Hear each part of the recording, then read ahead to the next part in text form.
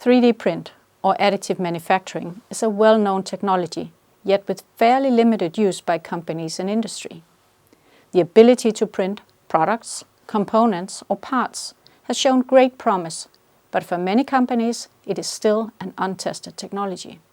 The course Value Creation through Additive Manufacturing has come about as a collaboration between University of Southern Denmark with researchers from engineering and within management and the Danish AM Hub.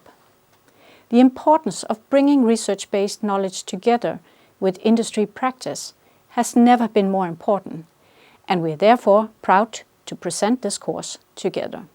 In the course, you will both be introduced to actual printers, learn about technology types, and most importantly, learn to formulate perspectives on value creation, business model development, and sustainability.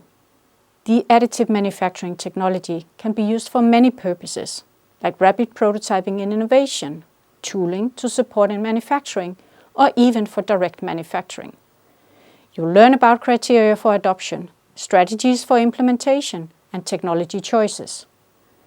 These include buying the technology and installing it in-house, use sub-suppliers, or lease the technology.